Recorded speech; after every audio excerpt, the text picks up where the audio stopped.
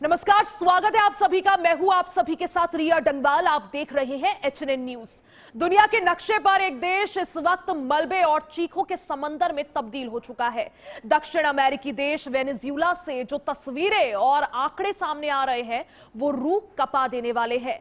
कुदरत ने वहां ऐसा क्रूर वार किया है कि 126 साल का रिकॉर्ड टूट गया। महज 60 सेकंड के अंदर आए दो बैक टू बैक विनाशकारी भूकंपों ने हंसते खेलते शहरों को मलबे का ढेर बना दिया। भारतीय समय अनुसार जब आज सुबह हम सब सो रहे थे,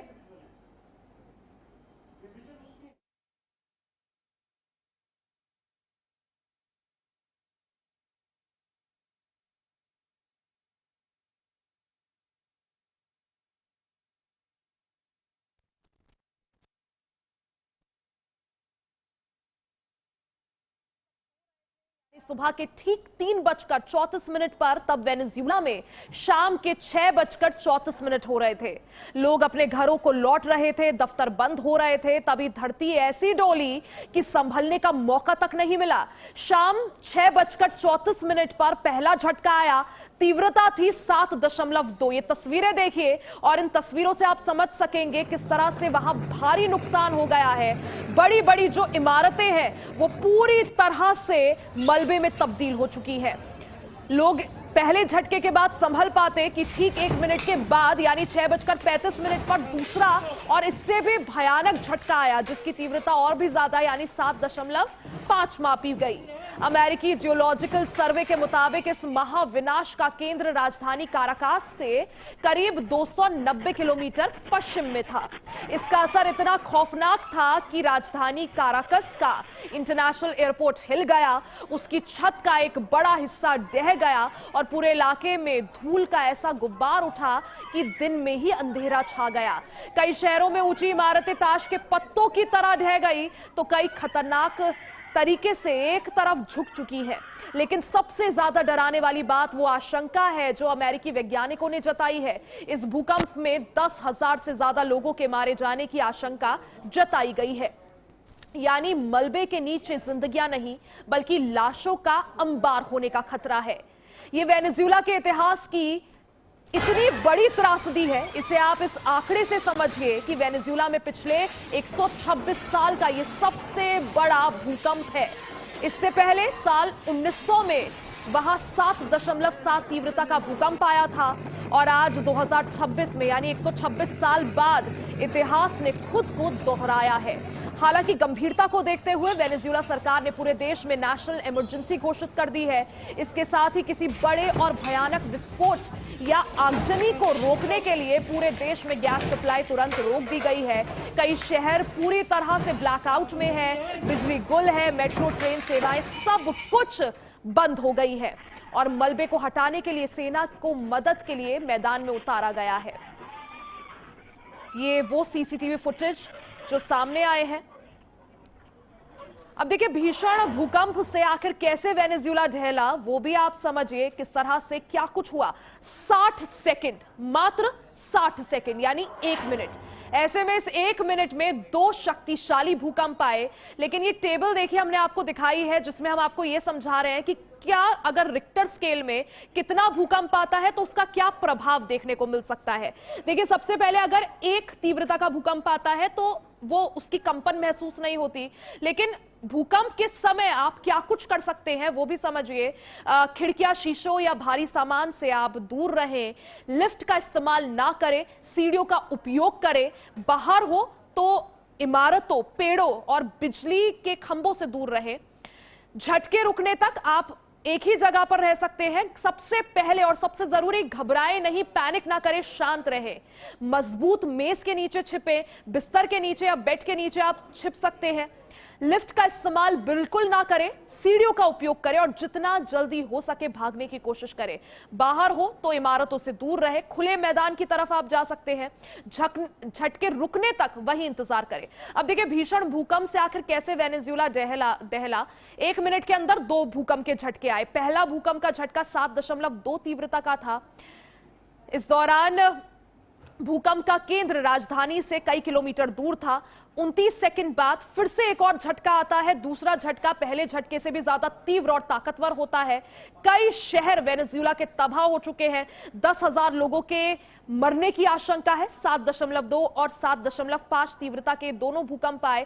काराकास, जो वेनेजुएला की राजधानी है, वहां भी भारी नुकसान हुआ है। पेट्रोल की आपूर्ति फिलहाल के लिए बंद कर दी गई है। बिजली गुल है, ब्लैकआउट है। राष्ट्रपति और उपराष्ट्रपति ने वहां इमरजेंसी घोषित कर दी है। अब भारत ने भी अपनी तरफ से मदद की पहल की है। कहा है कि जो भी मदद संभव होगी वो की जाएगी। एनडीआरएफ की टीम भी भारत से रवाना होगी।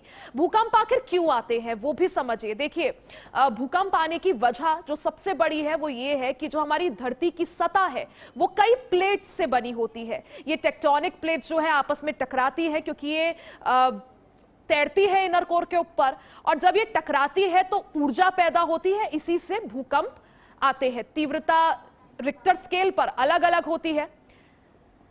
धरती की जो सतह है वो inner core, outer core, mental और क्रस्ट, इन 4 चीजों से बनी हुई है। कई टेक्टोनिक प्लेट्स आपस में टकराती भी हैं, लगातार घूमती हैं, खिसकती हैं। प्लेटों के आपस में टकराने से तनाव पैदा होता है, टेंशन पैदा होती है। तनाव बढ़ने पर पृथ्वी के भीतर कंपन जैसी स्थिति होती है। प्लेटों के खिसकने से भूकंप आता है। तीव्रता अधिक होने पर दूर दूर तक झटके महसूस होते हैं। और जब हम बात वेनेजुएला की करते हैं तो 2 टेक्टोनिक प्लेट्स के जो जोड़ है उस पर वेनेजुएला स्थित है। यही वजह है कि वेनेजुएला में जब भी भूकंप आता है तो वो काफी विनाशकारी और बड़े पैमाने पर होता है।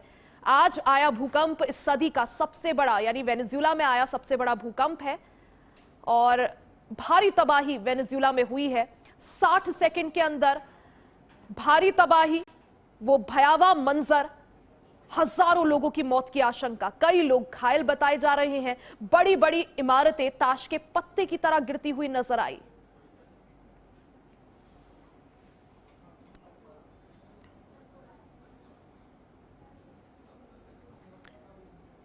भूकंप की तीव्रता के आधार पर जो पैमाना है, रिक्टर पैमाने पर उसे मापा जाता है और उसी आधार पर यह डिसाइड होता है कि अगर तीव्रता ज्यादा है तो कितना नुकसान हो सकता है।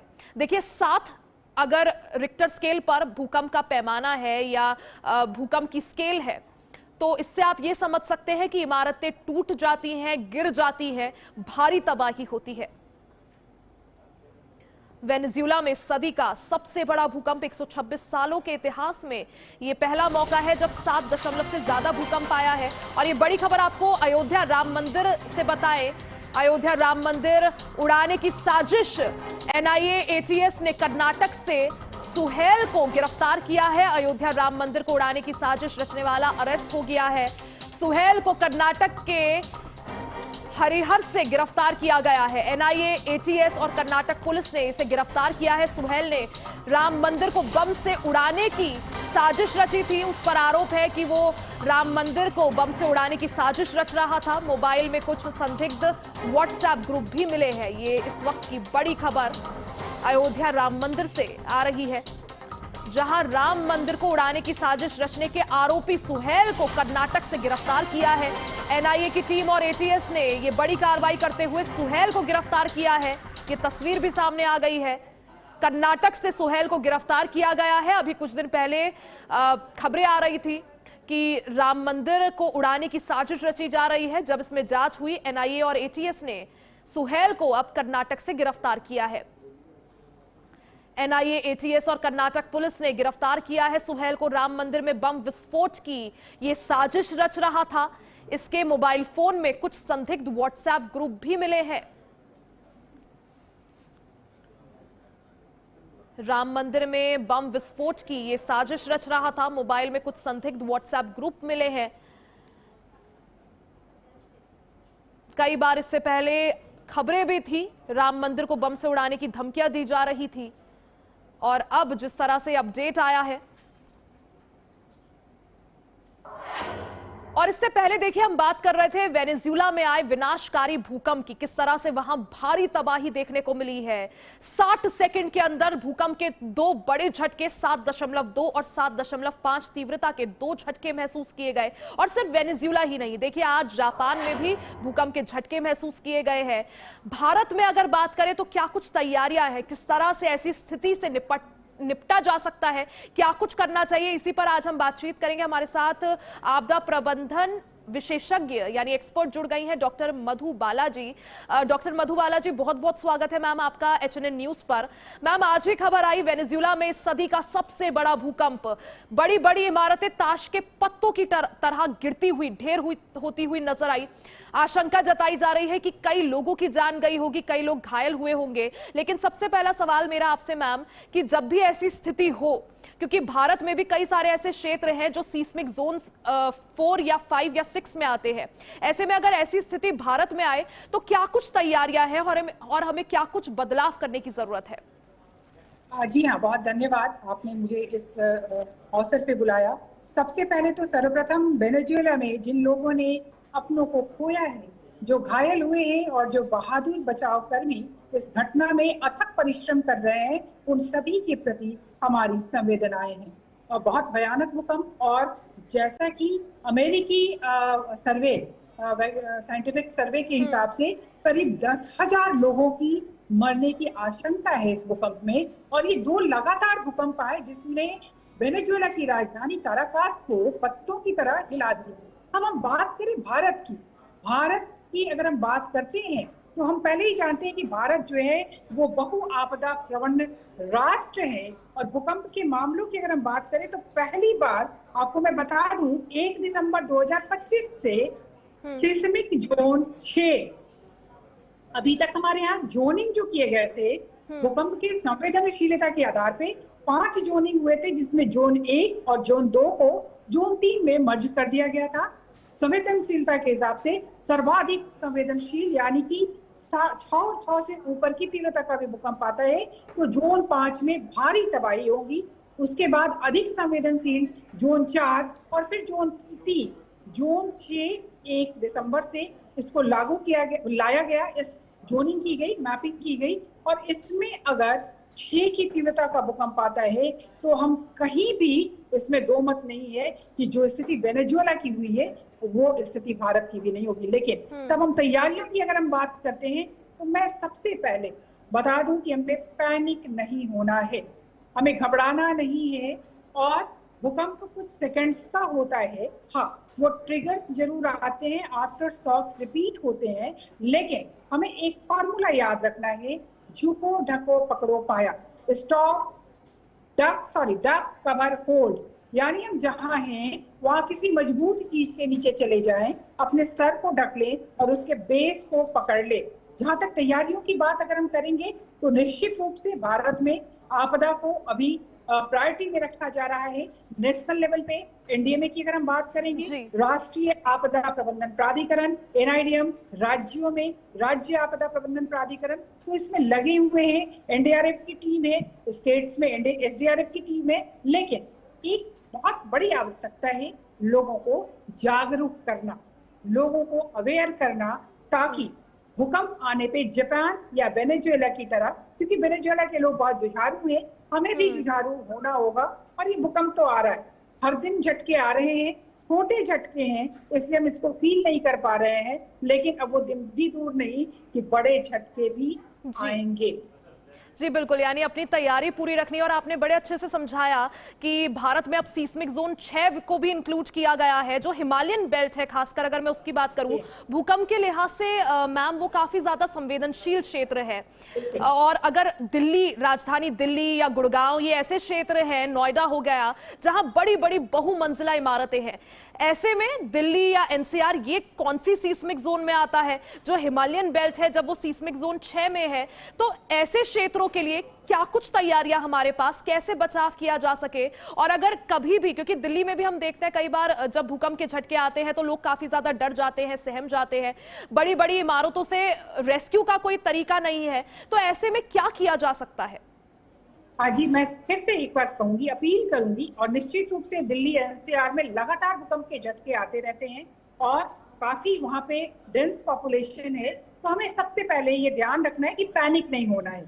हम पैनिक जहाँ होंगे, हम भागेंगे, दौड़ेंगे, कूदेंगे, लिफ्ट का प्रयोग करेंगे। लिफ्ट का प्रयोग कभी नहीं करना है, सीढ़ियों से भी आपको नहीं भागना है।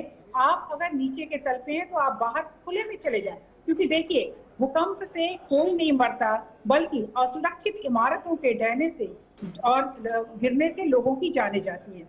तो हमें उस असुरक्षित इमारत में सुरक्षित जगह ढूंढना है। हमें कोनों में जाना है, जो कोने होते हैं वो सुरक्षित होते हैं। और एक चीज हमें ध्यान रखना है कि हमें लिफ्ट का प्रयोग कभी नहीं करना है, चाहे वो भूकंप का मामला हो या किसी भी आपदा के समय में हमें लिफ्ट का सहारा नहीं लेना चाहिए। सीढ़ियों से भी हम पैनिक होकर भगदड़ मचाकर नहीं भागेंगे। जब भूकंप रुक जाएगा उसके 2 मिनट बाद हम अपने सर को ढक करके किसी मजबूत चीज से, और हम बिना पैनिक हुए बाहर खुले ऐसे स्थान में जहाँ के ऊपर बिजली के खंभे, बिजली के तार और या पेड़ या कोई ऐसी बिल्डिंग जो गिरने वाली हो, वहां खड़े ना हो।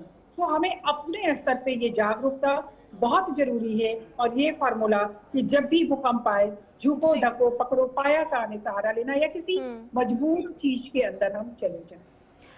अगर भारत के लिहाज से बात करें तो डॉक्टर मधुबाला जी, कौन कौन से वो क्षेत्र है, कौन कौन से वो राज्य है जो सबसे ज्यादा संवेदनशील हैं भूकंप के लिहाज से?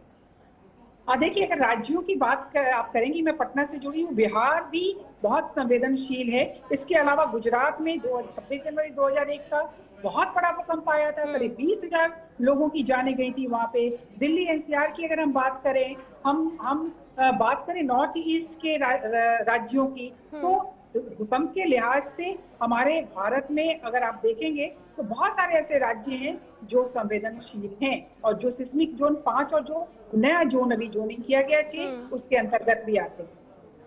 डॉक्टर मधुबाला जी, मैम, अक्सर ऐसा देखा जाता है कि जब भी हमारे देश में कोई प्राकृतिक आपदा आती है तो उससे निपटने में काफी चैलेंजेस का सामना करना पड़ता है।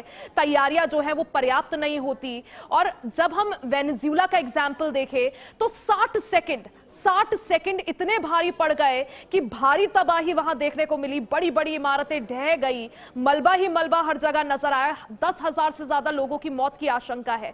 हमारे देश के परिप्रेक्ष्य में क्या हम तैयार हैं ऐसी आपदाओं से निपटने के लिए? क्या कुछ हमें अपने सिस्टम में बदलाव की जरूरत है? क्या कुछ तैयारियां और ऐड ऑन करने की जरूरत है?